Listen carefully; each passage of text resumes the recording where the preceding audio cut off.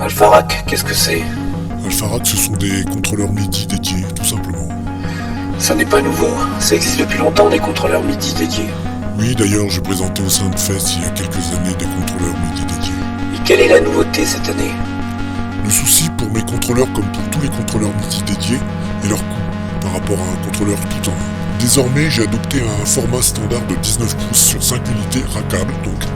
Mais surtout, et c'est là qu'est la nouveauté, la partie convertisseur MIDI USB est séparable de la partie contrôle.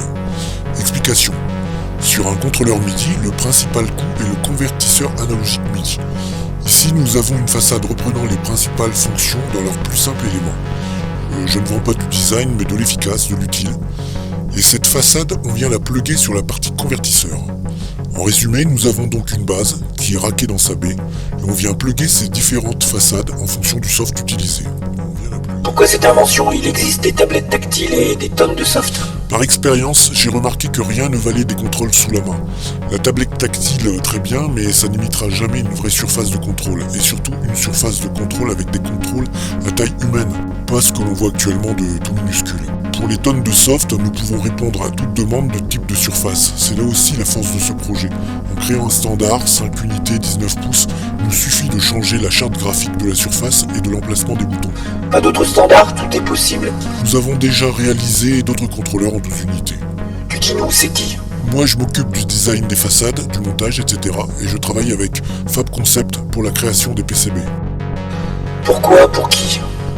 Pourquoi? Parce que j'utilise beaucoup de synthés virtuels et j'en avais marre de voir de beaux synthés à l'écran de mon ordi et de me retrouver avec une ergonomie différente sous mes doigts. Et que ça m'est déjà posé des soucis en live de devoir faire la conversion de ce que j'avais sous les doigts et de ce que j'avais à l'écran. Et surtout, j'ai remarqué que du fait que l'on utilise une souris, on utilise rarement tout le potentiel d'un soft. On le voit bien maintenant, la valeur ajoutée d'un soft et sa banque de presets. Pour qui? Bon, avant tous ceux qui aiment la recherche sonore et qui créent leurs propres préceptes, les bidouilleurs, les amoureux de l'ergonomie des synthés analogiques, mais qui n'ont pas de sous pour s'en acheter. Oui, mais là, il s'agit de soft numérique, pas de synthé analogique. Ah, on entame le débat synthé numérique vs synthé analogique. On n'a que 20 minutes, je crois. Ici, on reprend ce qu'il y a de bon sur les deux concepts, la surface de contrôle ergonomique d'un analo, une fonction, un bouton, et la puissance numérique, notamment l'automation, la mémoire, etc. Et ça ne s'adresse qu'à des synthés virtuels? Évidemment non, on peut très bien imaginer des surfaces pour un plug de compresseur, d'équaliseur, etc.